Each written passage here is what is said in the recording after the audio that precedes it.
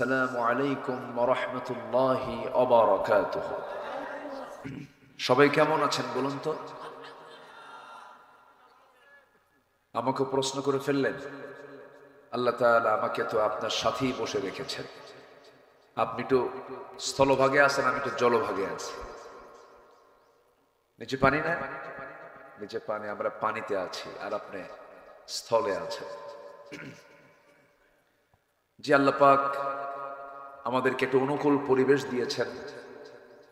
একটা অনুকূল পরিবেশে আমরা কোরআন শোনার, কোরআন বোঝার, কোরআন জানার একটি নিশ্চিন্ত, একটি অনুকূল মুক্ত চিন্তা নিয়ে আমরা বসার সুযোগ পেয়েছি, যা কিছুদিন আগেও ছিল না। বিশেষ করে মাহফিল বাস্তবায়ন কমিটি যখন এটার উদ্যোগ নিতেন, বড় পেরেশানি কাজ করতে, তাদের মুখোমুখি করে দিত প্রশাসনে। থানায় যেতেন, জুতার তলা ক্ষয় হতো। মাহফিলের একদিন আগে বলতো নাশকতার আশঙ্কা, তদন্ত গোয়েন্দা রিপোর্ট, মাহফিল হবে না। এই সমস্ত ক্ষতিগুলো তারা করত। জঙ্গিবাদের নাটক তৈরি করত। আজকে এই 6 মাস কিন্তু জঙ্গিবাদের কিন্তু কোনো নাটক আমরা দেখি নাই। দেখবেন কেমন নাট্যকার তো নাই, যিনি এটার পরিকল্পনা করবেন তিনিই তো নাই, নাটক হবে কেন? তো যাই হোক, আমরা সুন্দর একটি সময় বসতে পেরেছি। বলি আলহামদুলিল্লাহ, জোরে বলি আলহামদুলিল্লাহ। সবাই বলছে আল্লাহুম্মা আইন্নি আলা যিকরিকা ওয়া শুকরিকা ওয়া হুসনি ইবাদাতিকা। সবাই বলি আল্লাহুম্মা ইন্নী আসআলুকা আল হুদা ওয়াত তুকা ওয়াল আফাফা ওয়াল গিনা। আমরা আল্লাহ তাআলার শুকর আদায় করে নিলাম। আমার আগে মেহমান বৃন্দ তারা অনেক সুন্দর সুন্দর চমকপ্রদ কথা বলেছেন। আমি শেষ ক্লাসে খুব যে বেশি সময় নিয়ে কথা বলবো তাও না, তবে যতটুকু সময় আছে আমল যদি করার নিয়তে শুনি এবং আমরা বলি, এতটুকু সময় একটা মানুষের জান্নাত পাওয়ার জন্য যথেষ্ট কথা যদি কি আমলের নিয়তে শোনে, এই কথাগুলি বান্দাকে জান্নাতে নিয়ে যাবে। আমার নবীজি তার জীবনের সেরা ভাষণ দিয়েছেন ফি হাজ্জাতিল বিদা, বিদায় হজের ভাষণ দিয়েছেন। ওয়ানলি 25 থেকে 30 মিনিট তিনি কথা বলেছেন। এমন কোন সাবজেক্ট নাই মানবতা নিয়ে, আখিরাত নিয়ে, সামাজিকতা নিয়ে, পারিবারিক জীবন নিয়ে এমন কিছু তিনি কথা বলেছেন যে নাতিদীর্ঘ বক্তৃতার মধ্যে পৃথিবীর সকল কথা এই কথার মধ্যে চলে আসছে। আলহামদুলিল্লাহ। এই জন্য আমরা যারা বসেছি, আমরা শুধু শুনতে এসেছি না আমলের নিয়তে এসেছি? আমলের নিয়তে এসেছি। আসুন আমরা ধীরে ধীরে আলোচনার দিকে চলে যাচ্ছি। আমরা শুনেছি এই মাহফিলটার নাম হলো তাফসীরুল কোরআন মাহফিল। তাফসীর মানে দ্য এক্সপ্লেইন, ব্যাখ্যা। কোরআন মানে কোরআন, কোরআনের ব্যাখ্যা হয় যে জায়গায়, সেটা হচ্ছে তাফসীরুল কোরআন মাহফিল। এই কোরআন থেকে যারা কথা বলবে তারাই প্রকৃত সত্য কথা বলবে।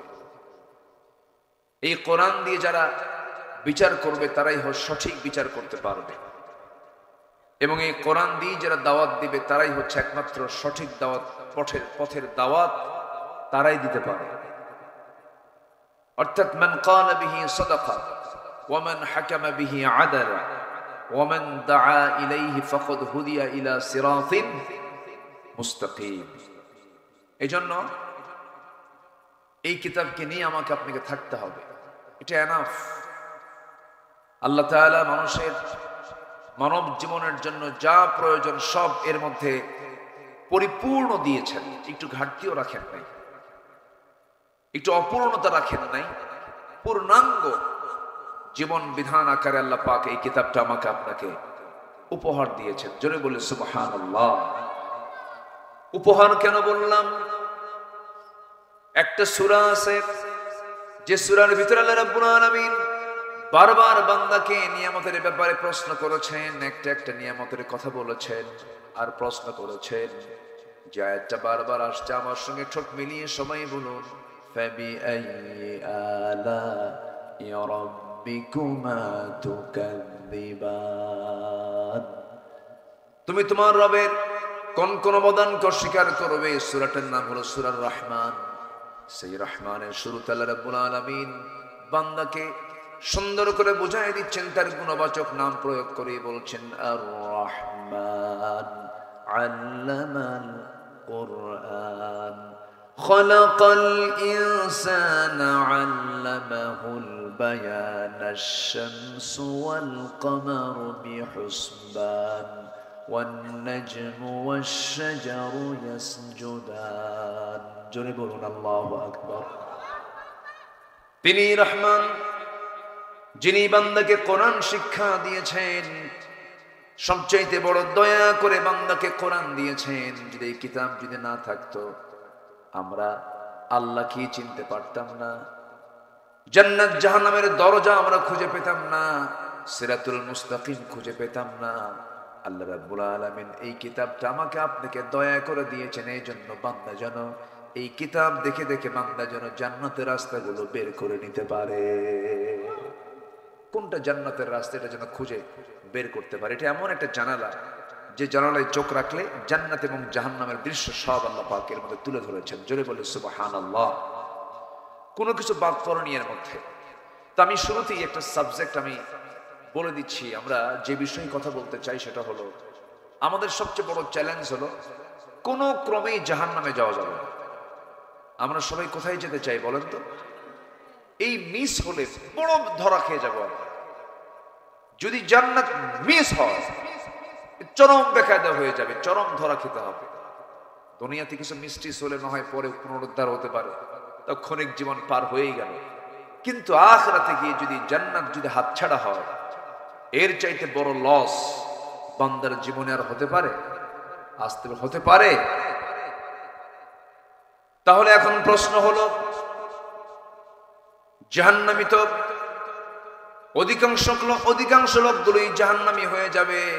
আল্লাহ রাব্বুল আলামিন সুন্দর করে এক জায়গায় ক্লিয়ার করে বলছেন, ওয়ালাকাদ যারানা লিজাহান্নামা কাসীরাম মিনাল জিন্নি ওয়াল ইনস লাহুম কুলুবুন লা ইয়াফকাহুনা বিহা ওয়া লাহুম আ'য়ুনুন লা ইউবসিরুনা বিহা ওয়া লাহুম আযানুন লা ইয়াসমাউনা বিহা উলাইকা কাল আনআমি বাল হুম আদাল।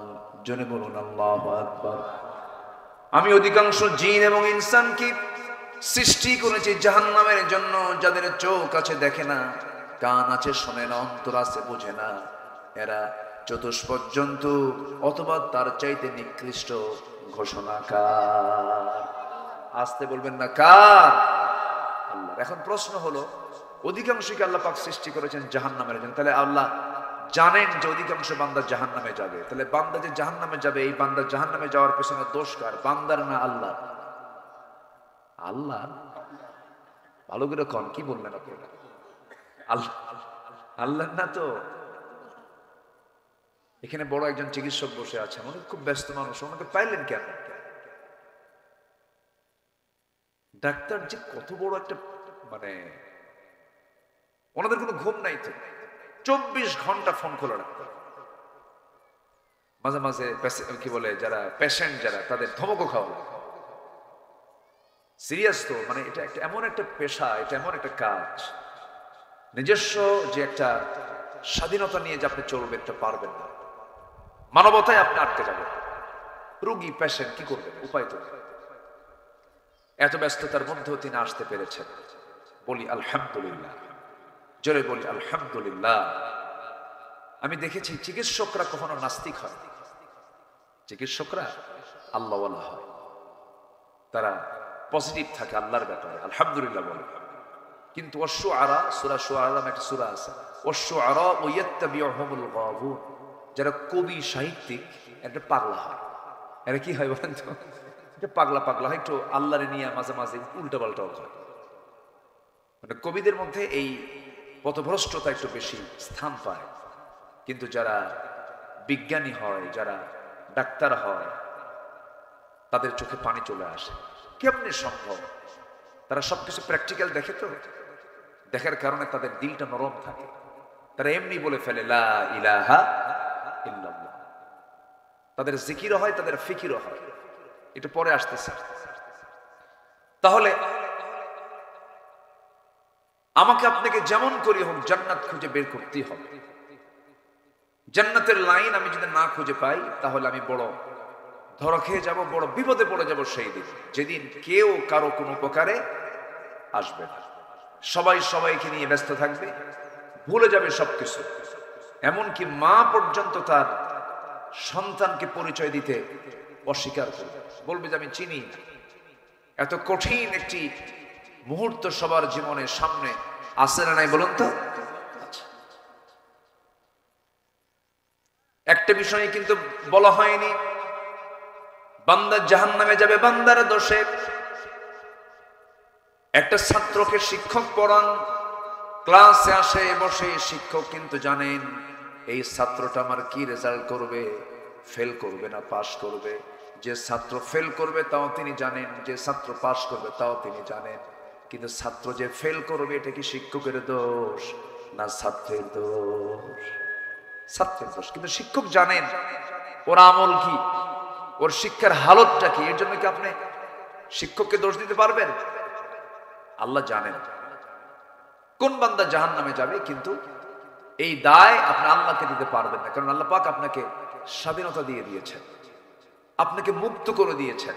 এটা ভালো, এটা খারাপ বিবেকবান হওয়ার জন্য বলেছেন, উলুল আলবাব হতে বলেছেন, চিন্তাশীল হতে বলেছেন, গবেষণা করতে বলেছেন।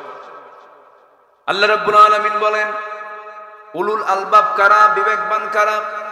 আল্লাহ রাব্বুল আলামিন সুন্দর করে বলছেন, ইন্না ফি খালকিস সামাওয়াতি ওয়াল আরদি ওয়াখতিলাফিল লাইলি ওয়ান নাহার লাআয়াতিল লিউলিল আলবাব। আসমান সৃষ্টিতে, জমিন সৃষ্টিতে, দিন এবং রাতের আবর্তনে যারা চক্ষুষ্মান, যারা বিবেকবান, তাদের জন্য বহু শিক্ষা রয়েছে। উলুল আলবাব তো তারাই, বিবেকবান তো তারাই যারা আল্লাহকে স্মরণ করে, দাঁড়িয়ে বসে, শয়ে না স্বপনে, এবং ফিকির করে আল্লাহর সৃষ্টিগুলো নিয়ে। শেষ পর্যন্ত বলে, আল্লাহ যা সৃষ্টি করেছ কোনোটাই তুমি অবান্তর সৃষ্টি করো নাই। জোরে বলি সুবহানাল্লাহ। তাহলে মানুষ কি হবে? চিন্তাহীন না চিন্তাশীল? বিবেকহীন না বিবেকবান? যার বিবেক নাই, যার চিন্তা নেই, ও মানুষই না, ওর মধ্যে ঈমানও থাকতে পারে না। তাহলে জাহান্নাম থেকে বাঁচতে হবে আমাকে আপনাকে। কোরআনকে বলুন, কোরআন তুই বলে দাও তো জাহান্নামে যাওয়ার কারণগুলো কি কি, সেইগুলো আমরা বাদ দেব। কোরআন একাধিক জায়গায় বলে দিচ্ছে। দুটো আয়াত, দুটো জায়গা থেকে আমি কথা বলবো আজকে। একটা হলো সূরা মুদ্দাসসির, আর একটা হলো সূরা মারিয়াম।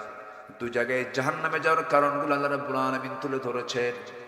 আল্লাহ রাব্বুল আলামিন বলেন, আনিল মুজরিমিনা মা সালাকাকুম ফি সাকার ক্বালু লাম নাকু মিনাল মুসাল্লিন ওয়া লাম নাকু নুতঈমুল মিসকিনা ওয়া কুন্না নাখুযু মা'আল খায়িদিন ওয়া কুন্না নুকাযযিবু বিয়াউমিদ্দিন হাত্তা আতানাল ইয়াকিন ফামা তানফা'ুহুম শাফাআতুশ শাফিঈন। জোরে বলুন আল্লাহু আকবার। ও মুজরিমরা, ও পাপীরা, আজকে তোমরা জাহান্নামে কেন? আল্লাহ বলবেন জাহান্নামীদেরকে, তোমরা আজকে সাকার নামক দোজখে কেন? সাকার একটা দোজখের নাম। জাহান্নাম মোট ৭টা। জাহান্নাম মোট কয়টা বলেন? ৭টা। জাহান্নামগুলো এত ভয়ঙ্কর, এত ভয়ঙ্কর জাহান্নাম, এত সিরিয়াস জায়গায়। এই যে সূর্য আমরা দেখতে পাই, সূর্যের কিন্তু আভ্যন্তরীণ তাপমাত্রা হলো 15 মিলিয়ন ডিগ্রি সেলসিয়াস। কেউ তো আল্লাহু আকবার বললেন না। কত মিলিয়ন? তাপমাত্রা কত দূরে থাকলে পরে এখানে তাপমাত্রা আমরা পাচ্ছি 20, 25, 26, 28। অথচ আল্লাহ রাব্বুল আলামিন এই সূর্যটা কত দূরে রেখে দিয়েছেন। এই বিশাল আকৃতির এই সূর্যটা দিয়ে আল্লাহ রাব্বুল আলামিন পৃথিবীকে আলোকিত করেছেন। এই সূর্য যদি জাহান্নামের মুখে যদি ছেড়ে দেওয়া হয়, বাচ্চার মুখে চকলেট দিলে পরে নিমিষেই যেমন হেরে যায়, নিঃশেষ হয়ে যায়, জাহান্নামের মুখে যদি সূর্যটাকে যদি ছেড়ে দেওয়া হয়, নিমিষের মধ্যে সূর্য জাহান্নামের মধ্যে হেরে যাবে। এত ভয়ঙ্কর জাহান্নাম। এর মধ্যে একটা দরজা হলো সাকার। তোমরা আজকে সাকারে কেন? সঙ্গে সঙ্গে দোজখবাসী বলবে আমরা 4টা কারণে জাহান্নামের দোজখে। নাম্বার 1 হলো সারা জীবন আযান শুনেছি, সারা জীবন ডাক শুনেছি নামাজের জন্য, হাইয়া আলাস সালাহ হাইয়া আলাল ফালাহ। যৌবনের উন্মাদনায় সব ভুলে গেছি, নামাজটা পড়ি নাই, নামাজ আদায় করি নাই, সময় মতো নামাজে যাই নাই, নামাজ থেকে দূরে থেকেছি। নাম্বার 2 হলো বান্দার হক নষ্ট করেছি। নাম্বার 3 হলো সমালোচনা করেছি। নাম্বার 4 হলো পরকালকে অবিশ্বাস করেছি, বিচারে দিবসকে অবিশ্বাস করেছি। ওয়াকুন্না নুকাযযিবু বিয়াউমিদ্দিন। এই 4টা কারণে আল্লাহ রাব্বুল আলামিন আজকে আমাদেরকে জাহান্নামের সাকার নামক দোজখে ফেলে দিয়েছেন। আমার বন্ধুগণ, 1 নম্বর অপরাধ হলো কি ছেড়ে দেওয়া? বলেন বলেন বলেন বলেন। আজকে আমার দেশে বলুন 1 নম্বর অপরাধ কি হয় বলেন? বলেন 1 নম্বর অপরাধ কি বলেন? নামাজ নাই, নামাজ ছেড়ে। এটা কি ছোটখাটো অপরাধ? এটা নিয়ে কারো কোনো হেডেক আছে? কোনো মাথা ব্যথা আছে? কোনো মাথা ব্যথা নাই কিন্তু। অথচ আল্লাহ বলছেন সবচাইতে বেশি রাগ করি আমি নামাজ বাদ দিলাম। অনেক বড় অপরাধ। এটা চূড়ান্ত হাদিস বলি, শোনেন। আল ফারকু বাইনাল মুমিন ওয়াল কাফির তারকুস সালাহ। মুমিন এবং কাফেরের মধ্যে পার্থক্য সৃষ্টি করে দেয় হচ্ছে নামাজ। অথচ সেই নামাজ আমার দেশে মাত্র 18 কোটি মুসলমানের দেশ 5% নামাজ পড়ে। কয় পার্সেন্ট বলে? বলেন কয় পার্সেন্ট? 5%। বাকি 95% নামাজের কোনো খবরই নেই, তারা পড়েই না। কেন জানেন? নামাজ নিয়ে কোনো কাজ নেই, নামাজ নিয়ে আমাদের কোনো ফিকিরই নেই। বলেন তো, এই দেশ যারা চালিয়েছেন এই 53-54 বছর, আল্লাহ পরামর্শ দিলেন রাষ্ট্রের দায়িত্ব যারা পাবে, আমি যাদেরকে ক্ষমতা দেব তোমরা 4টা দফা সমাজে চালু করবে, 4টা দফা রাষ্ট্রীয় পর্যায়ে তোমরা কায়েম করবে। এর মধ্যে 1 নম্বর হলো তোমরা নামাজকে কায়েম করবে। কি করবে? নামাজকে। এটা কি মোল্লার কথা না আল্লাহর কথা? ইম্মাক্কান্নাহুম ফিল আরদি কি আকামুস সালাহ। রাষ্ট্রীয় ক্ষমতা যাকে দেওয়া হবে 1 নম্বর কাজ হলো সে রাষ্ট্রীয় পর্যায়ে নামাজকে কায়েম করবে। তাহলে বলুন, আমার দেশে দল আছে না নাই? আসতে বলে। সে দলের নেতা আছে না নাই? তাহলে সংঘবদ্ধ শক্তিও আছে না নাই? অনেক দল দেশের ক্ষমতায় গেছে কিনা বলে? গেছে। কেউ 25, কেউ 16, কেউ 9। কেয়ারটেকার গভর্নমেন্ট কয়েক বছর, সবাই কিন্তু ক্ষমতার চেয়ারে বসছে, দেশ চালাইছে, শাসন করেছে, সংসদ অধিবেশন হয়েছে, আইন পাস হয়েছে, সংযোজন হয়েছে, সংবিধান হয়েছে, সংকোচন হয়েছে। কিন্তু আল্লাহ যে বললেন শুধু 4টা দফা তুমি জারি করো, আমি আল্লাহ আকাশের এবং জমিনের রহমতের দরজা খুলে দেব। লাফাতাহনা আলাইহিম বারাকাতিন মিনাস সামাই ওয়াল আরদ। আমি খুলে দেব, আমি ওয়াদা করলাম। কিন্তু আজ পর্যন্ত মুসলমান হওয়ার পরেও, নামের আগে মুহাম্মদ থাকার পরেও আজ পর্যন্ত কোন শাসক গোষ্ঠী কি এই 18 কোটি মানুষকে জাহান্নাম থেকে বাঁচানোর জন্য 1 নম্বর যে কাজ নামাজের কোন আইন কি তারা পাশ করেছে? এগুলো বললে আমরা কি রাজনীতি হয়ে যায়, মানে আমরা এগুলো বলতে পারবো না। 16 বছর তো বলতেই দেয় না। মাহফিলে বসলেই 2 পাশে কিরামন কাতিবিন বসে যেত আর বলতো হুজুর ওয়াজ করবেন আকাশ নিয়ে আর কবর নিয়ে, দুনিয়া আমরা দেখে নেব। এগুলো কোথায় তারা? এখন কোথায়? 1 মাঘের শীত যায় না ভাই। জুলুম চলবে না, জুলুম চলবে না। আমরা ক্ষমতাই পাই নাই, আমরা কোনো দায়িত্ব পাই নাই। আমাদের দোষটা হবে কি? কোনো দায়িত্বই তো দেওয়া হয়নি আমাদেরকে। অথচ সবচেয়ে বেশি জেল খেটেছে কারা? আলেম। বড় দুঃখের বিষয় এটা। সম্মানিত বন্ধুগণ, সব দেখা শেষ করেছি আমরা। আমাদের মূল টার্গেট হলো জাহান্নাম থেকে বাঁচতে হবে। নামাজ থেকে দূরে থাকা যাবে না, জাতিকে নামাজ থেকে দূরে রাখা যাবে না। নিজে পড়বো, জাতিকে নামাজি বানাবো। সব দেখা শেষ। আগামীর দেশ আমরা দেখতে চাই কোরআনের দেশ। সব সরকার শেষ। আমরা আগামী সরকার আমরা দেখতে চাই নামাজের সরকার। রাজি আছেন কারা কারা? হাত উঁচু করে দেখেন মুসলমান। আল্লাহ কবুল করুন। জোরে বলি আমিন। মাহফিলটা আজকে বিচিত্র। এখানে বসে আমি, ওখানে বসেন আপনি, ওখানে আরেকজন, পিছনে খন্ড খন্ড, তাই না? একটু একটা এক সাঁচা হলে ভালো হতো, দেখতে সুন্দর হতো, একটু শ্রীবর্ধন, একটু শ্রীবৃদ্ধি হতো। যাই হোক, যেহেতু জায়গার সংকুলান নাই, একটু কষ্ট করে বসে আছেন, আল্লাহ যেন কষ্টের পুরস্কার দেন। জোরে বলি আল্লাহুম্মা আমিন। তাহলে জাহান্নাম থেকে বাঁচার দরকার আছে না নাই বলেন তো? সবচেয়ে আমাদের মাথায় এক নম্বর চিন্তা থাকতে হবে, কি থেকে বাঁচবো আমরা? কি থেকে বাঁচবো? জাহান্নাম থেকে। তাহলে আমরা কি বিবেকহীন হব না বিবেকবান হব? বলেন বলেন, চিন্তাহীন না চিন্তাশীল? চিন্তাশীল হব আমরা। একটা মানুষ কখনো খাদ্যে ভেজাল দিতে পারে? একটা মানুষ যে বিবেকবান, সে কি খাদ্যে ভেজাল দিতে পারে? বান্দার হক নষ্ট করতে পারে? বিধবা ভাতার একটা সিস্টেম চালু আছে আমার দেশে, ভালো, এটা অত্যন্ত ভালো উদ্যোগ। এটা বয়স্ক ভাতা, বিধবা ভাতা, ভালো এটা।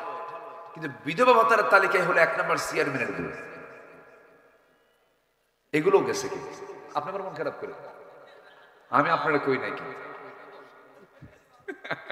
এমনি জাস্ট একটা এজ এ এক্সাম্পল। কোথায় যাবেন আপনি? আমরা মানে ক্রাইম করতে করতে, তুমি দুর্নীতি করছো, দেশি টাকাগুলো রাখো। সব টাকাগুলো দেশ থেকে পাচার করে দিলে, আর প্রবাসীরা কত কষ্ট করে রেমিটেন্স গুলো পাঠায়। আহারে, কি ঘামটা ঝড়ায় প্রবাসীরা। মূর্খ মানুষ, তারা দেশকে আগায় দিয়েছে। কৃষকরা জমিতে খাটতে খাটতে চামড়া কালো বানায় ফেলে দেশকে আগায় দিল। শ্রমিকরা ঘামতে ঘামতে তাদের ঘাম দিয়া দেশ কত তারা আগায় দিল। শ্রমিক আগালো, কৃষক আগায় দিল, প্রবাসী আগায় দিল, সব কিন্তু অশিক্ষিত। আর দেশকে পিছায় দিল কারা? এই নামধারী নেতৃত্বের অযোগ্য অথর্ব এই মূর্খ সমাজের কিছু লোকেরা। ওরা প্রকৃত শিক্ষিত নয়। কলমের খোঁচা দিয়া 2 নম্বরই করে সব দেশের টাকাগুলো বাইরে পাচার করেছে। সম্মানিত বন্ধুগণ, নামাজ মানুষকে বাঁচায় অনেক অপকর্ম থেকে। সবাই কি নামাজ পড়বো না ইনশাআল্লাহ? সবাই কি নামাজ পড়তে রাজি আছি? সবার আগে এই মস্তকটা আমরা অবনত করব কার কাছে? আমরা সারেন্ডার করব কার কাছে? আল্লাহর কাছে। বনের সম্পত্তি বুঝে দেয় না, নিজের ভাই হয়ে নিজের বোনের সম্পত্তি মেরে ফেলে, আপনার কি ছাড়বে? বোন কি দেয় না, আপনার দেবে? আমি আশ্চর্য হয়ে যাই। বোন, এদেশের কয়জন ভাই আছে বোনকে দেয় সম্পদ? বলে আছে? এলাকায় দেয়? ভালো করে কন্ত, ভালো করে কন্ত।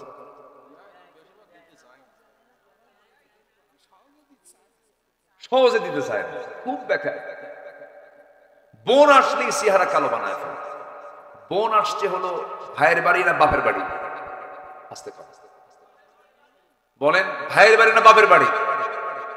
সে যদি বোন না হয়, যদি ভাই হতো, সে কি বাড়ি ছাড়তো? মাথায় তো নেওয়া দরকার। বোন, সে চলে গেছে বলে এই বাড়ি তার না। না, বাপ মারা গেছে এক যুগ, বোনকে সম্পত্তি বুঝায় দেয়। ধানগুলো খায়, পুকুরের মাছগুলো খায়, আবার ওগুলো বেঁচে হজেও যায়। ওগুলো বেঁচে কোথায় যায়? কার সম্পত্তি? তো তুমি বোনের সম্পত্তি দিয়ে হজ করলে হজ হবে? আমার মায়েরা খুব খুশি, হুজুর ভালো করে রাখুন, ভাই কিছু বসে আছে, বলা দরকার। তো রাগ করতেছেন নাকি আপনারা? বোনকে দিতে চায় না সম্পদ, সম্পর্ক নষ্ট পর্যন্ত করে ফেলে। আবার কিছু টেকনিকও করে। কিছু কিছু ভাই আছে বোন মাঝে মাঝে দাওয়াত দেয়, বোন হিসেবে দাওয়াত দিতেই হবে, এটা আত্মীয়র হক।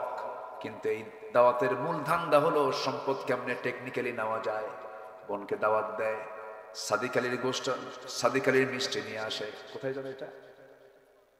জামতলা না জামতলা? হ্যাঁ, জামতলার সাদিক আলী গোল্লা, কুমিল্লার রসমালাই, টাঙ্গাইলের চমচম, নাটোরের কাঁচা গোল্লা, বগুড়ার দই, যশোরের খই, সবগুলো এক জায়গায় জমা করে বোনকে দাওয়াত দিয়া সুন্দর করে খাওয়া দিয়া সুন্দর করে পামপট্টি দিয়া শেষে বলে, বোন একটা কথা বলবো কি, এই যে তোমার জন্য 1 ভরি 2 ভরি স্বর্ণের চেন নিয়ে আসছে, চিনটা তোমার গলায় দাও। আর একটা কথা বলি বোন, রাগ করো না, অংশ নিল কিন্তু ধ্বংস হয়। দেখছেন কত বড় শয়তান। এতক্ষণ যা কিছু করছে ওর মূল লক্ষ্য হলো কি? সম্পত্তি মেরে খাওয়া, সম্পত্তি মেরে খাওয়া। এগুলো করা যাবে না, এগুলো বিবেকবানের কাজ নয়। ইমানদার চিট হবে না, ইমানদার প্রতারণা করবে না, ইমানদার আমানতের খেয়ানত করবে না, ইমানদার মিথ্যা সাক্ষী দেবে না, ইমানদার হিংসা করবে না, ইমানদার অহংকার করবে না, ইমানদার অন্যের দোষ খুঁজে বেড়াবে না, নিজের দোষটাকে খুঁজে বেড়ার চেষ্টা করবে। আমার বন্ধুগণ, আল্লাহ রাব্বুল আলামিন ইমানদারের গুণগুলো কি কি তাও সুন্দর করে সূরা মুমিনুন বলে দিয়েছেন, একটু পরে আসতেছি। আমার ভাইয়েরা, ইমানদার কখনো আমানতের খেয়ানত করতে পারবে না, ইমানদার খাদ্যে কখনো ভেজাল দিতে পারবে না। আমি একটা জিনিসের প্রতি আমার খুব লোভ কাজ করে, একটা খাবার আমি খুব পছন্দ করি, সেটা হলো খাবার, যদিও না বললে ভুল হবে, এটা পানীয় জিনিস। আল্লাহ রাব্বুল আলামিন এটাকে এত বরকতময় করেছেন, এই জিনিসটা সুন্দরবনেই বেশি হয়, খুলনা অঞ্চলেই বেশি হয়। তার নাম কি? এই মাইক এরকম সোঁসো করে কেন মাঝে মাঝে?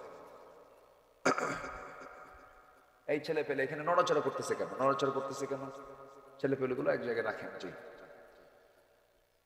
মধু কোথায় পাওয়া যায় বেশি বলেন তো? এটা হচ্ছে এই 55,000 বর্গ মাইলের মানুষের জন্য একটা স্পেশাল ফ্যাক্টরি মহান রব্বুল আলামিনের। জোরে বলে সুবহানাল্লাহ। এই দায়িত্ব কোন প্রাণীকে দিয়েছেন? কোন প্রাণীকে দিয়েছেন? মৌমাছিকে। আল্লাহ যদি এই মৌমাছিকে না দিয়ে যদি মানুষকে দিতেন তাহলে কি হতো বলেন তো?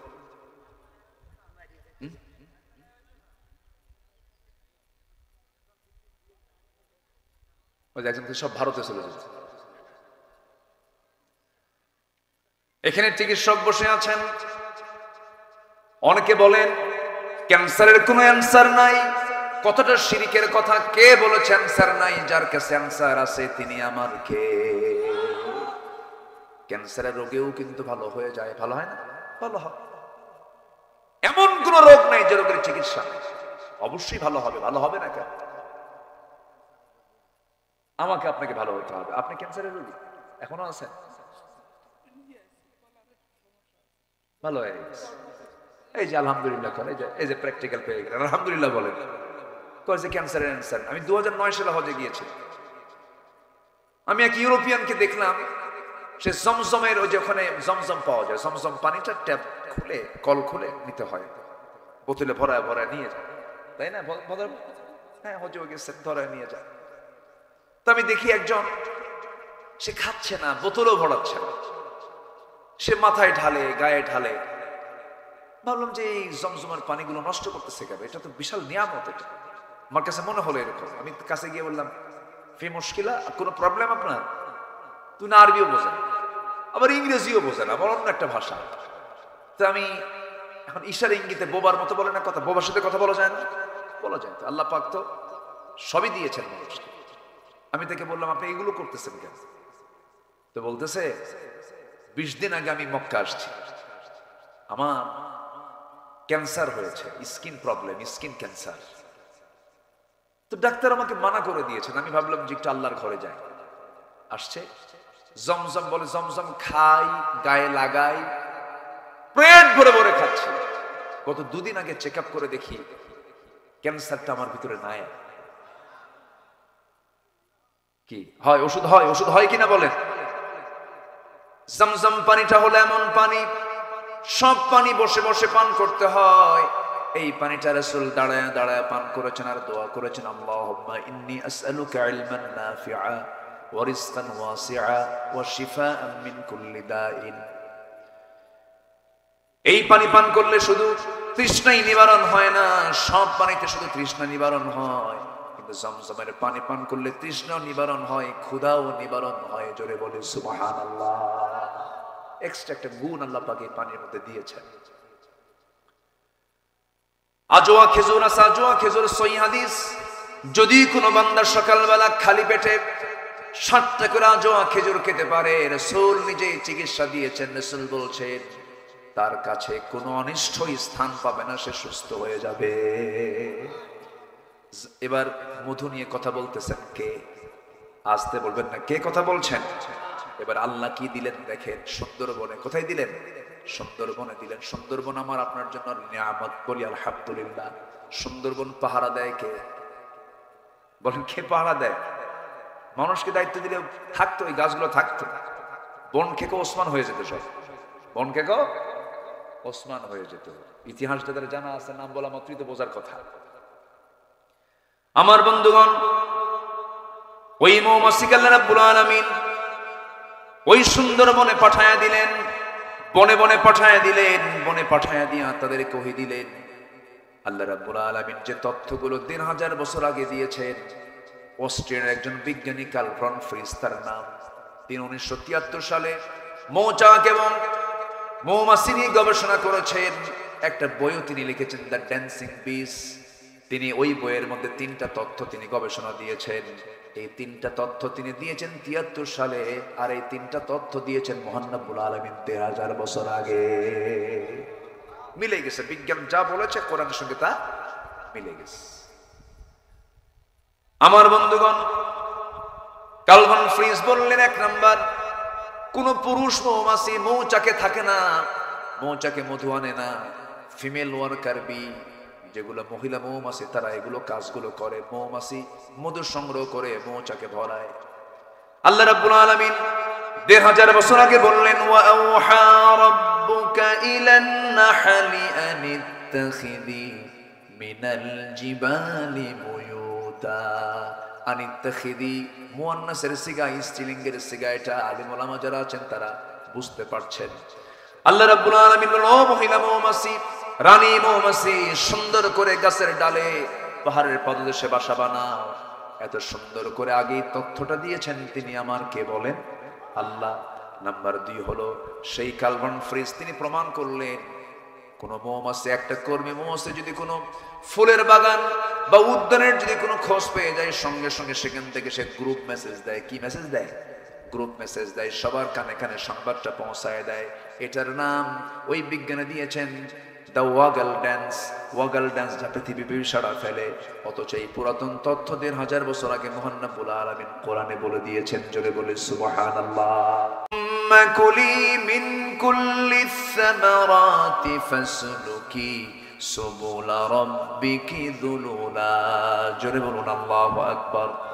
নাম্বার 3 হলো এই মৌমাছি বিজ্ঞানের নিখুঁত করে গবেষণা করেছেন, যখন কোনো ফুলে বসে ওই ফুলের মধুগুলোকে, রসগুলোকে, রংগুলোকে, পানিগুলোকে সে তার মুখে শুধু নেয় না, সে তার পেটের মধ্যে তুলে নেয়। যখন সে তার মৌচাকে চলে আসে, সম্পূর্ণ মধুটা তার পেট থেকে বের করে। মধু বের হয় মৌমাছির পেট থেকে, মৌমাছির পেট থেকে বের হয়। আল্লাহ এই কথাটা 1500 বছর আগে বলে দিয়েছেন, ইয়াখরুজু মিন বুতুনিহা শারাবুন মুখতালিফুন আলওয়ানুহু ফীহি শিফাউন লিন-নাস ইন্না ফী যালিকা লাআয়াতান লিকাওমিন ইয়াতাফাক্কারুন। যারা আলেম উলামা আছেন, ইয়াখরুজু বের হয়, মিন বুতুনিহা ওই মৌমাছির পেট থেকে, শারাবুন পানীয়, মুখতালিফুন আলওয়ানুহু নানা রং বেরঙের, ফিহি যে মধুর ভিতরে, শিফাউল লিন্নাস মরা ছাড়া সব রোগের ঔষধ আছে। জোরে বলি সুবহানাল্লাহ। মরা ছাড়া সব রোগের ঔষধ আছে। জোরে বলি সুবহানাল্লাহ। মরা ছাড়া। এই এলাকায় মধুর দাম কত করে বলেন?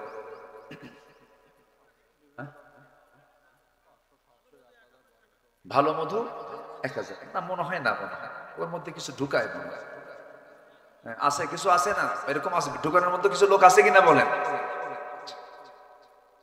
এখন আমি একটু বলি, এই মধুটা তৈরি করতে মৌমাছিকে কি পরিমাণ পরিশ্রম করতে হয়েছে। গবেষণা এসেছে 1 পাউন্ড মধু বানাতে 550 মৌমাছিকে 20 লক্ষ ফুলে ভ্রমণ করতে হয়। কেউ তো সুবহানাল্লাহ বললেন না। 550 মৌমাছিকে 20 লক্ষ ফুলে তার ভ্রমণ করতে হয়। একটা মৌমাছিকে 80,000 কিলোমিটার পথ পাড়ি দিতে হয়। 80,000 কিলোমিটার পথ পাড়ি দিতে হয় একটা মৌমাছিকে। আরেকটা গবেষণায় আসছে প্রায় 14.5 লক্ষ কিলোমিটার পথ পাড়ি দেওয়ার পর একটা মৌমাছি 550 মৌমাছি মিলে 1 পাউন্ড মধু তারা মৌচাকে সংগ্রহ করতে পারে। 14.5 লক্ষ কিলোমিটার পথ অতিক্রম করা মানে গোটা পৃথিবীকে 3 বার প্রদক্ষিণ করা সম্ভব।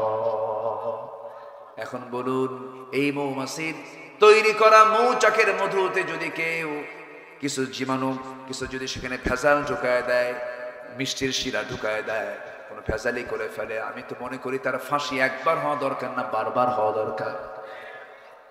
কে, আমি কি ভুল বলতেছি? চিন্তা করেন। আল্লাহ রাব্বুল আলামিন মৌমাছির নামে একটা সূরা নাযিল করেছেন, সূরাতুন নাহল। সূরাতুন নাহল একটা সূরার নাম দিয়েছেন মৌমাছির নামে। বিশাল ব্যাপার, অনেক তথ্য আছে, ঘন্টার পর ঘন্টা চলে যাবে, শেষ হবে না। এই বিষয়টা অনেক অনেক লম্বা, অনেক লম্বা, অনেক লং। চলমান গবেষণা এগুলো চলছে, এখন আপডেট চলছে, বিভিন্ন লাইব্রেরিতে এগুলো নিয়ে গবেষণা চলছে। মৌচাকের দরজায় এক ঝাঁক র‍্যাব, সীতা, কোবরার মতো অ্যাডমিনিস্ট্রেশন কিছু মৌমাছি থাকে, ওরা প্রশাসন চালায়। যদি কোনো কর্মী মৌমাছি মধু নিয়ে, ঢুকতি নিয়ে যদি তাদের পায়ে যদি কোনো ময়লা আবর্জনা থাকে, মধু নষ্ট হয়ে যাবে, মৌচাকে জীবাণু ঢুকে যাবে। এই জন্য করে কি, এই পুলিশ মৌমাছি গুলো সব এক জায়গায় হয়ে যেগুলো পায়ের মধ্যে ময়লা ঢুকতে চায়, এক কামড় মেরে তাকে দুনিয়া থেকে বিদায় করে। কেউ কি সুবহানাল্লাহ বলবেন না? তাও যেন মধু নষ্ট কেউ না করতে পারে। আমার বন্ধুগণ, আবার মৌচাকের ভিতরে নির্দিষ্ট একটা তাপমাত্রা আছে। মধুকে ঠিক রাখার জন্য তার স্বাভাবিক তাপমাত্রা হলো 35 ডিগ্রি সেলসিয়াস। যদি এটা 40 ডিগ্রি সেলসিয়াস হয়ে যায়, মধুর কার্যকারিতা নষ্ট হবে। এটা ভেবে আল্লাহ রাব্বুল আলামিন মৌমাছিকে অর্ডার দিয়েছেন, তারা কি করে, সব মৌমাছি এক জায়গায় হয়ে যায়। 2টা পাখা তারা ঝাপটাতে থাকে, নড়াতে থাকে, নড়ায় নড়ায় করে কি ভিতরের বাতাসগুলো, গরম বাতাসগুলো বাইরে বের করে দেয়। যখন 35 ডিগ্রি সেলসিয়াস হয়ে যায় তখন তারা থেমে যায়। আবার যদি তাপমাত্রা নিম্নগামী হয়, নিচের দিকে চলে যায়, 30-এ চলে আসে, তখন পাখাটা উল্টা করে বাতাস দিয়ে দিয়ে ভিতরটা গরম করে ফেলে। জোরে বলি সুবহানাল্লাহ। আল্লাহ বলছেন, বান্দা আমি তোরে কত চেষ্টা করি তোকে ভালো রাখার জন্য, তোর খাবার দেই, তোর সমস্ত কিছু দায়িত্ব আমি নেই, মাথা থেকে পা পর্যন্ত সব দেখার দায়িত্ব আমার। আল্লাহু আকবার বল। এনারা তো মানুষের গোটা দেহের মধ্যে যান, মাথা থেকে পা পর্যন্ত যা দেওয়া হয়েছে সম্পূর্ণ কার অবদান? আল্লাহর অবদান। সে আল্লাহ বলছেন, বান্দা তুই নামাজ পড়িস না? জি জি, না ঠিক আছে, আমি কি শেষ করে দেব? আলোচনা চালাবো? জোরে বলি ইনশাআল্লাহ। জিকির করি লা ইলাহা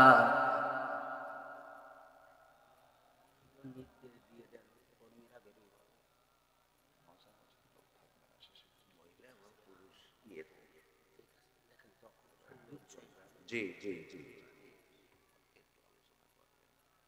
জি, হ্যাঁ, পড়ার ব্যাপারে জি বলবো জি ইনশাআল্লাহ। একদিন তো সব সাবজেক্ট তো আসে না। জি, আমাকে আপনি কি কষ্ট পাচ্ছেন নাকি আমি আলোচনা চালাই? তাহলে জাহান্নামে যাওয়ার কারণগুলো আমরা শিখেছি 4টা। নাম্বার 1 হচ্ছে কিনা পড়া। আচ্ছা, বউ যদি নামাজ না পড়ে কি করবে? দেখছেন কি অ্যাকশন, খাটার থেকে আলাদা করে দেবে, তাও কাম হয় না, তাহলে কি করবে? আরেকজনকে ম্যাট দেবে। যে কোয়েশ্চেন ম্যাট দেবে সে বিয়ে করে নাই। বউ মারা এত সস্তা?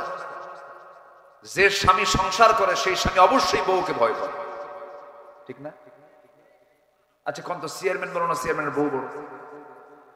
হ্যাঁ, দেখেন বউ বড়, ও তো হেড অফিস, তো এটা বউয়ের সাথে আপোষ না করে পৃথিবীতে কোন স্বামী সংসার করতে পারবে বলেন তো? বউকে মারবেন কেন আপনি? মেরে কি কাম হবে? মেরে কাম হবে না তো। সুন্দর করে বুঝাবেন। বউকে মারার কোনো কথা হাদিসে আসে নাই। রাসূল কোন স্ত্রীকে মেরেছেন এমন কোন রেকর্ডও নাই। এটা ছোট লোকের কাজ, সবচেয়ে নোংরামি কাজ। সন্তানের সামনে আপনি স্ত্রীর সঙ্গে গন্ডগোল করবেন, কথা বলবেন, সে তো ওই মেয়ে, ওই বাচ্চাগুলোর মা। আপনি খারাপ আচরণ করবেন, আপনার সন্তান শিখবে, সন্তান বড় হয়ে আপনাকে থাপড়াবে। স্বামী স্ত্রীর মধ্যে জান্নাতের সম্পর্ক থাকতে হবে। সুন্দর করে বুঝাবো, ব্যক্তিত্ব সবার টিকে রাখতে হবে। স্বামীর ব্যক্তিত্ব স্ত্রীর কাছে, স্ত্রীর ব্যক্তিত্ব স্বামীর কাছে সুন্দর করে মিলেমিশে থাকতে হবে, বুঝাতে হবে। এক সময় বন্ধু, আরেক সময় সতর্ককারী, সুন্দর করে বুঝায় বলতে হবে, বউ আমার একসঙ্গে জান্নাতে যেতে চাই, তুমিও যাবে আমিও যাবে। এই দুনিয়াতে একই ছাদের নিচে যেমন ছিলাম, একই সঙ্গে আমরা জান্নাতে চলে গিয়ে জান্নাতে গিয়ে শপিং করবো। আমার বউ নামাজটা পড়ো, সন্তানকে সুন্দর করে ফজরে ডাক দেব। যে বাপ, যে মা সন্তানকে ফজরে ডাক দেয় না, সেটা হচ্ছে ব্যর্থ বাপ, ব্যর্থ মা। ঠিক কিনা? গোটা পরিবারটাকে জান্নাত বানায় ফেলেন। নামাজ আছে যে পরিবারে, সেটাই হলো জান্নাত। নামাজ আছে, জান্নাতের পরিবেশ আপনি পাবেন। দেখবেন পরিবারে সুন্দর শান্তি রহমত বিরাজ করতেছে। কিন্তু আজকের সমাজের অধিকাংশ পরিবারের যে দশা হলো, ঘুম থেকে উঠে হলো সকাল 10টার দিকে, আর ঘুমাতে যায় ফজরের আগ দিয়া। আমি কি ভুল বলতেছি? আচ্ছা, পৃথিবীর কোন ডাক্তার কি বলে ফজরের আগ দিয়ে ঘুমা? Early to bed, early to rise. এটা আমরা শুনেছি, কিন্তু এই কথাটা কিন্তু হাদিস। রাসূল বলেছেন তাড়াতাড়ি বিছানায় যাও, তাড়াতাড়ি উঠো। আল্লাহু আকবার বলে। সায়েন্টিফিক বহু দিক আছে, এর মধ্যে অনেক দিক আছে, অনেক দিক আছে। যদি কোনো মানুষ, আগের দাদারা অসুস্থ হতো না কেন? দাদারা মুরগির সঙ্গে ঘুমাতো। কিসের সাথে ঘুমাতে বলে? পশু প্রাণী যখন শুয়ে যে পড়তো, আমার দাদারা সেই সময় শুয়ে পড়তেন। এখন প্রযুক্তির কারণে, এই যে ডিজিটাল অনলাইনের কারণে, প্রযুক্তির কারণে, এর কারণে ঘুম পাড়তে পারতে রাত 4টার দিকে ঘুমায়। দুনিয়ার রোগ এসে জমা হয়, ঠিক কিনা? নামাজ আমরা পড়বো, সবাই রাজি আছেন তো ইনশাআল্লাহ? আল্লাহ কবুল করো, জোরে বলি আল্লাহুম্মা আমিন। আমার বন্ধুগণ, একটু কান লাগান, মনোযোগ দিয়ে কথাগুলো শুনুন। নামাজ না পড়লে পরে বড় বিপদ হয়ে যাবে। সূরা মারিয়ামের ভিতর আল্লাহ রাব্বুল আলামিন বলেন, ফাখালাফা মিন বা'দিহিম খালফুন আদাউস সালাতা ওয়াত্তাবাউশ শাহাওয়াত ফাসাউফা ইয়ালকাউনা গায়্যা। এই দুনিয়াতে যারা নামাজকে নষ্ট করে যাবে, আল্লাহ রাব্বুল আলামিন বলেন, আমি শুধু তাকে জাহান্নাম দেব না, জাহান্নামের কিছু গর্ত আছে, সেই গর্তের মধ্যে আমি তাকে ঢুকায়া ছাড়বো। জাহান্নামের সেই কেভের মধ্যে ঢুকায়া ছাড়বো। আমি তাকে জাহান্নাম দেব না, শুধু জাহান্নামের সেলের মধ্যে ঢুকাবো। জেলের যেমন সেল আছে, সেই সেলের মধ্যে ঢুকায়া ছাড়বো। আল্লাহ সবচেয়ে বেশি রাগ করেন যখন কোনো বান্দা নামাজ ছেড়ে দেয়। আর নামাজ পড়া মানে আল্লাহর রহমত প্রাপ্ত হয়ে যাওয়া। বান্দা যখন নামাজে দাঁড়ায়, আল্লাহ বান্দার সামনে দাঁড়ায়া যান। জোরে বলি সুবহানাল্লাহ। আল্লাহ বান্দার সামনে দাঁড়ায়া যান। বান্দা যখন সূরা পড়ে, বান্দা যখন আয়াত পড়ে, আলহামদুলিল্লাহি রাব্বিল আলামিন, আল্লাহ বলেন হামিদানি আবদি। আর রহমানির রহিম যখন বলে, আথনা আলাইয়া আবদি। মালিক ইয়াউমিদ্দিন যখন বলে, মাজ্জাদানি আবদি। ইয়্যাকা না'বুদু ওয়া ইয়্যাকা নাস্তাঈন পর্যন্ত যখন বান্দা বলে, আল্লাহ বলেন হাদা বাইনি ওয়া বাইনা আবদি ইহদিনাস সিরাতাল মুস্তাকিম থেকে শুরু করে নিয়া ওয়ালাদ-দাল্লিন পর্যন্ত যখন বান্দা বলে ফেলে, আল্লাহ বলেন বান্দার এতক্ষণ ধরে যা যা চাইলে সমস্ত চাও কবুল করে নিলাম। রুকুতে গেলে পর আল্লাহ অস্থির হয়ে যান। সেজদায় গেলে আল্লাহ রাব্বুল আলামিন তার तमाम জিন্দেগীর গুনাহগুলো maaf করে দেন। সবাই কি নামাজ পড়তে রাজি আছি? একা না পরিবার সহ? বউ যদি নামাজ না পড়ে, সেই ক্ষেত্রে আমরা সুন্দর করে বোঝাবো, সন্তানদেরকে বোঝাবো। তবে 4টা কারণে বউকে মারা জায়েজ। কয়টা কারণে বলেন? কি মারবেন এজন্য? শুনবেন? ও দেখেন কি আগ্রহ, দেখেন। এটা একটা আমাদের দেশে একটা রোগ আছে কিন্তু, তাই না? কিছু হলি থাপ্পড় মারে। এটা কেমন, যেটা আপনি বোঝেন না যে এই মহিলাটা আমি বিয়ে করলাম, ওর বাপ মা ভাই বোন বাড়ি সব ছেড়ে চলে আসছে আমার কাছে। আমার গায়ে আল্লাহ তাআলা একটা শক্তি বেশি দিয়েছে বলে আমি থাপড়াবো? এটা কেমন কথা? এটা কোনো মানবতার কাজ না। এটা আপনি কেন মারবেন তাকে?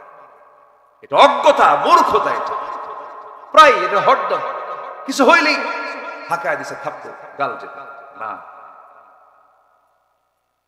এটা কখনো করা যাবে না। চারটা কারণে স্বামী তার স্ত্রীকে শাসন করতে পারবেন, শর্ত কিছু আছে। নাম্বার 1, নামাজ যদি না পড়েন, রোজা যদি না রাখেন, স্বামীর আনুগত্য যদি না করেন, বৈধ আনুগত্য যদি না করেন, স্বামী যদি ফেরন মার্কা হয়, স্বামীর আনুগত্য করা যাবে। নাম্বার 4 হলো পর্দায় যদি না থাকেন, তবে হ্যাঁ এই যে আপনি শাসনটা করবেন, শাসন করতে গেলে 1.5 হাত লাঠি হাতে নেওয়া যাবে না। পকেট থেকে একটা মেসোয়াক বের করতে পারেন, 9 ইঞ্চি মেসোয়াক, তা দিয়ে মাথায় মারা যাবে না, চুল টানা যাবে না, নাকে মারা যাবে না, মুখে মারা যাবে না, কপালে মারা যাবে না, বুকে মারা যাবে না। মারবেন খুব, মারার জায়গায় শেষ, চান্সে ছিলেন, উপায় নাই। 9 ইঞ্চি মেসোয়াক দিয়ে যদি কারোর সামনে আপনি একটু মারতে নেন, সবাই বলবে মারে না আদর করে। বলেন, আমার মায়েরা খুব খুশি, হুজুর আমাদের কলিজায় পানি ছিল না, কেবল কলিজায় পানি আসে। পরিবারটাকে জান্নাত বানায় ফেলেন, দিন নিয়ে আসেন, কোরআন নিয়ে আসেন, দর্স নিয়ে আসেন, হাদিস নিয়ে আসেন, ইসলাম শিখান, দিন বুঝান, নৈতিকতা শিক্ষা দেন। বুড়ো বয়সে এই সন্তানগুলো আপনার খাদেম হয়ে যাবে। কে বলেছে টিওএইচএস, বাড়িধারা, ধানমন্ডি, গুলশান এগুলোর শান্তির জায়গা? কে বলেছে? কোথাও শান্তি নাই। সেখানে শান্তি থাকতে পারে যেখানে ইসলাম থাকতে পারে। যেখানে ইসলাম আছে সেখানে কি আছে? শান্তি আছে। আল্লাহ তুমি সবাইকে বোঝার তৌফিক দিয়ে দাও। জোরে বলে আমিন, আরো জোরে আমিন। জাহান্নামে যাওয়ার 4টা কারণ বললাম, আরো একটা কারণ, আরো 6টা কারণ আমি সূরা মারিয়াম থেকে বলবো, যদি আপনি শুনতে আগ্রহী হন। আগ্রহ আছে তো সবার? জোরে বলে ইনশাআল্লাহ। আমার বন্ধুগণ, একটু মনোযোগ দিয়ে সবাই শুনুন কথাগুলো। আল্লাহ রাব্বুল আলামিন নামাজ যারা নষ্ট করবে, আল্লাহ রাব্বুল আলামিন তাদেরকে খাই নামক গর্তের মধ্যে ঢুকাবেন।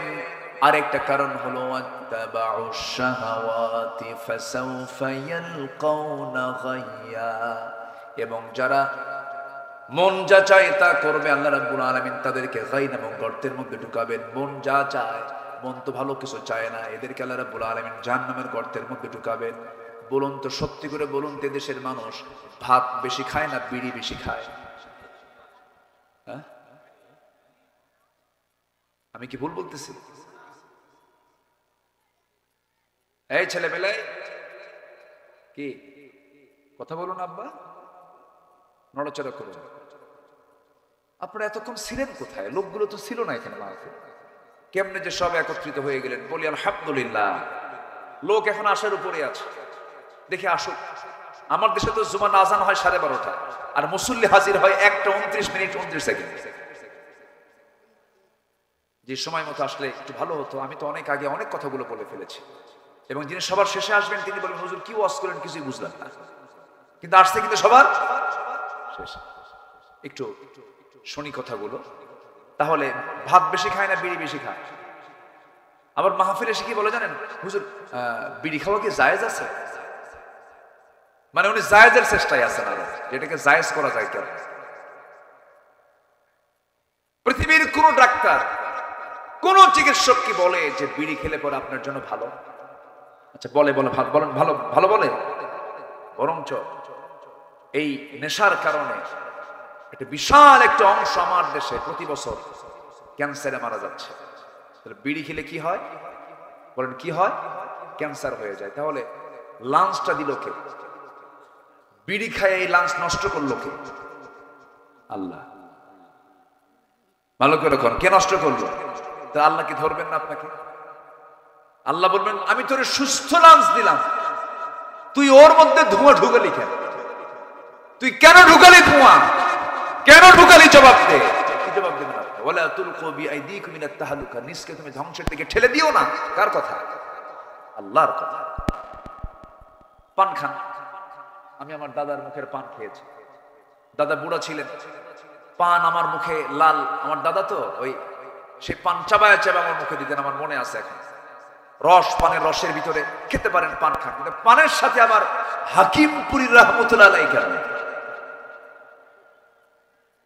ভাবতেছেন আমি ছাড় দিচ্ছি? কোন দিকে বাদ দিচ্ছি না। হাকিমপুরি বাদ দেন, একই পাতা তো, একটা পাতা পুড়ে খায় আর এটা কি চাবায়া খায়, একই রোগ, একই সমস্যা। কোন নেশার কাছে ইমানদার যেতে পারে না। কিয়ামতের দিন যদি আল্লাহ বলেন তুই যে বিড়ি খায়া, তুই যে লাঞ্চ নষ্ট করে তুই আগে মরলি, আল্লাহ যদি বলেন তুই ক্ষুদ্র আত্মহত্যাকারী, আল্লাহ ধরতে হতে পারে, ধরতে পারেন না? ধরতে পারেন না? ধরতে পারেন। আপনি জানেন যেটা এটা চরম ক্ষতিকর শরীরের জন্য, আপনি খাবেন কেন?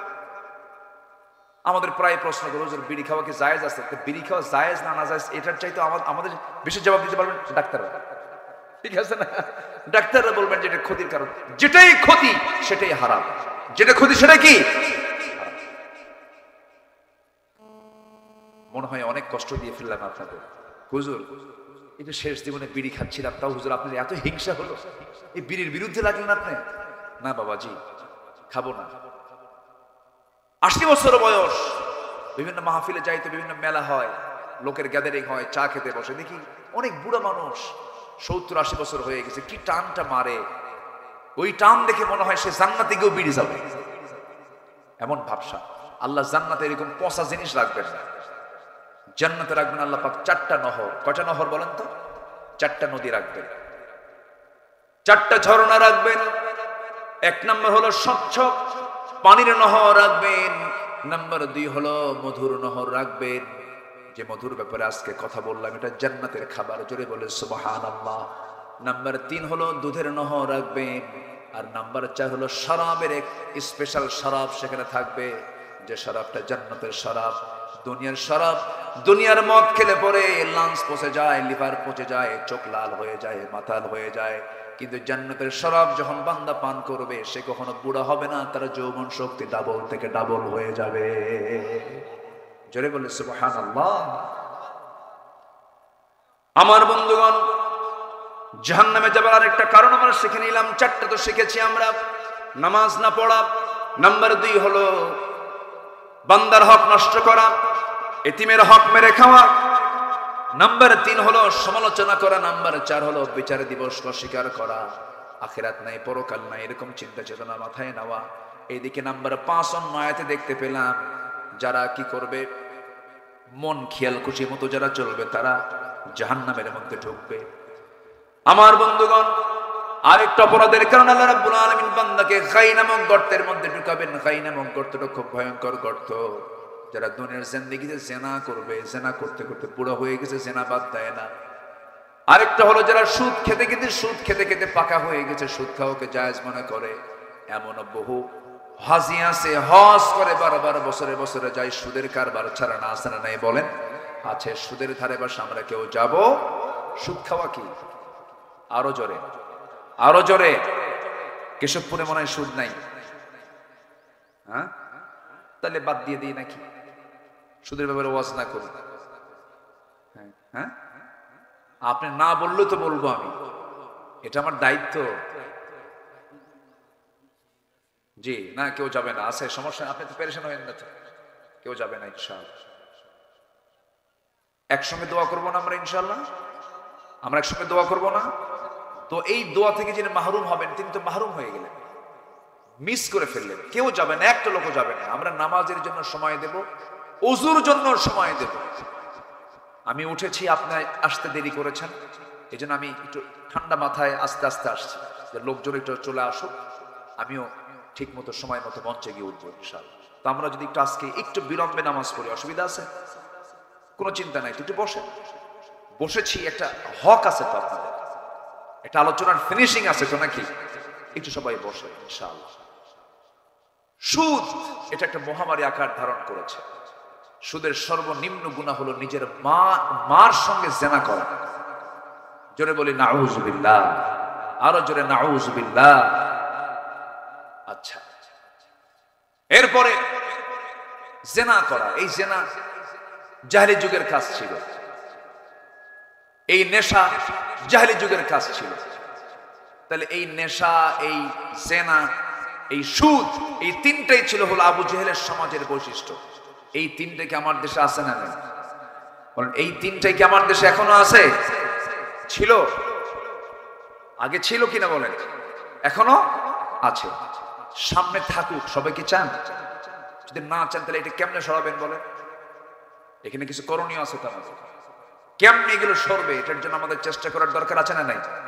আমার নবী যে সময় নবুয়ত পান নাই সে সময় ওই সমাজে ছিল, জাহেলি যুগে ছিল। রাসূল যখন নবুয়ত পেয়েছেন, দায়িত্ব যখন পালন করেছেন, সুদ কি সমাজে রেখেছেন? জেনা রেখেছেন? বলেন রেখেছেন?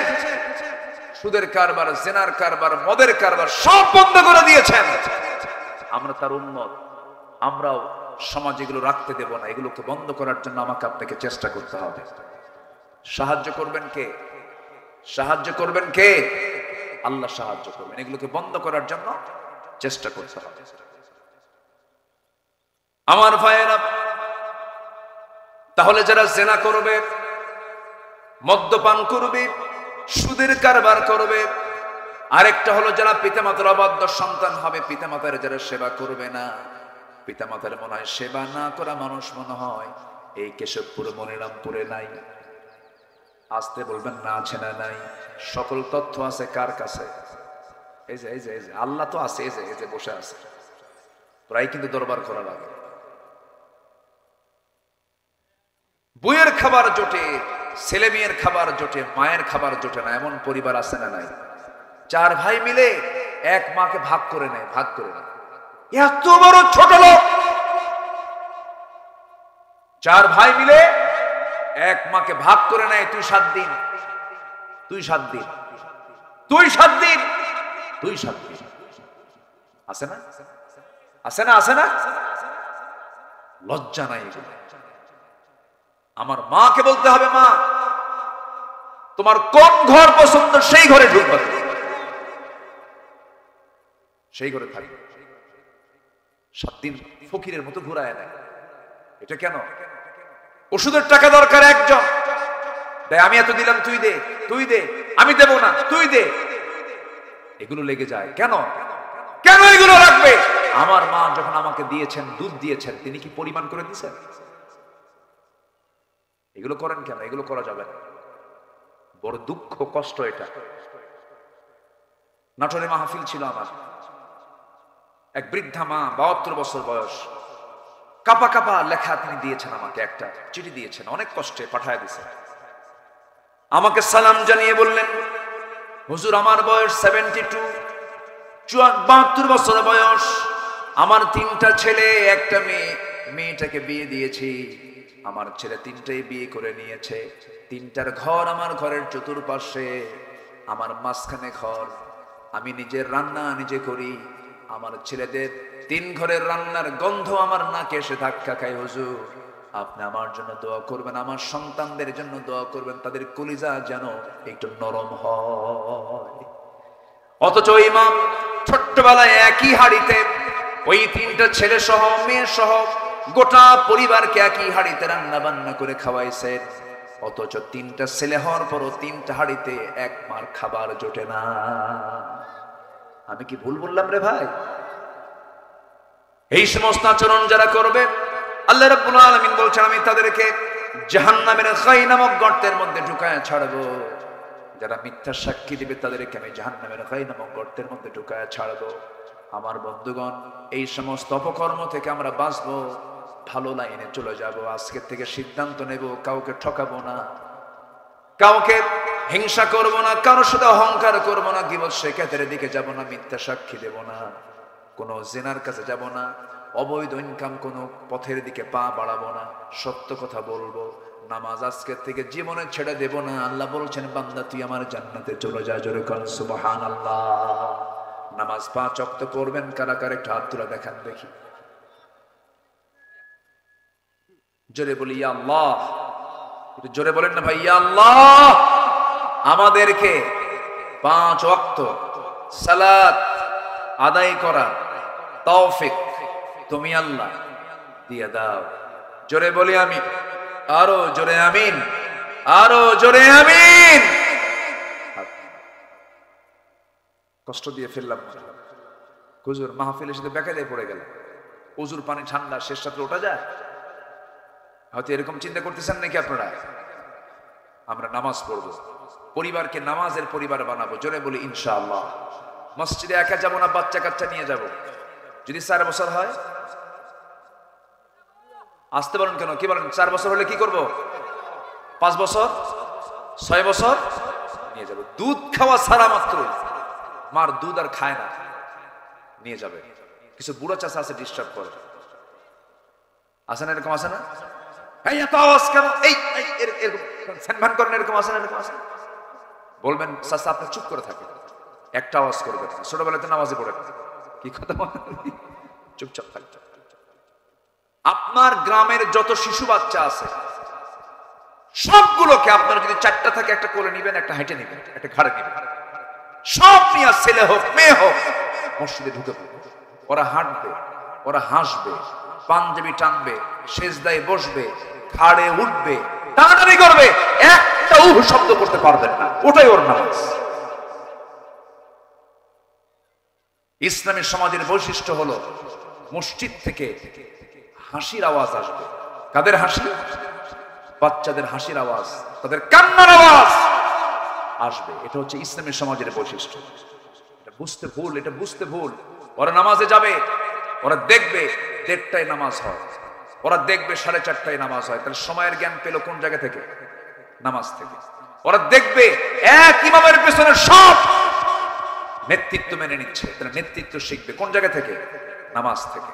ওরা দেখবে ইমাম যা করে মুসল্লি তাই করে, ইমাম কথা বলে না, মুসল্লিও কথা বলে না, ইমাম বক্তব্য দেয় সবাই চুপ করে থাকে, শিখবে শৃঙ্খলা, শিখবে সময়ের জ্ঞান, শিখবে ভদ্রতা, শিখবে আদব আখলাক, সব নামাজ নামাজ নামাজ। আল্লাহু আকবার।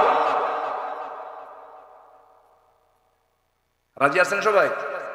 আল্লাহ কবুল করুন। আজান হয়ে গেছে মনে হয়, আজান হয়ে যাচ্ছে। জি, আমি সবার কাছে একটু উদাত্ত আহ্বান জানাবো, আমার কাছে এটা আরো আধা ঘন্টা আগে মাঝে মাঝে ঘুতাচ্ছে আমার, তো আমি আটকে রাখছি আপনাদের সম্মানে যে আমি উঠলাম, আমি আলোচনা ফিনিশিং না দিলাম, এটা বলি কেউ? কেউ উঠবেন না, কিন্তু আপনি দেন বা না দেন কেউ উঠবেন না। আরেকটা বিষয় আমি কথা বলতে চাই, সেটা হলো মাদ্রাসায় সন্তান দিলে কি ওর জীবন নষ্ট হয়ে যাবে এরকম মনে করেন আপনারা? এখন কিন্তু এটা উল্টে গেছে, সিস্টেম চেঞ্জ হয়ে গেছে। এখন অনেকে ভুল বুঝে গেছে। এমন কিছু শিক্ষা ব্যবস্থা আমার দেশে ব্যক্তিগত উদ্যোগে হলো শুরু হয়েছে। একটা ছেলে মাদ্রাসায় পড়বে, পরে সে ডাক্তার হতে পারবে, ইঞ্জিনিয়ার হতে পারবে, সবকিছু হতে পারবে। সে কি হবে? হাফেজ ডাক্তার হবে, আলেম ডাক্তার হবে, আলেম ইঞ্জিনিয়ার হবে, আলেম জজ হবে, আলেম অ্যাডমিনিস্ট্রেশন চালাবে। সে রডের বদলে বাঁশ দেবে না, সে ভালো ইঞ্জিনিয়ার হবে। নৈতিকতার শিক্ষা ছাড়া একটা মানুষ কখনো ভালো পরিপূর্ণ মানুষ হতে পারে না। আর নৈতিকতা আছে কোথায় বলে? কোরআনে আছে।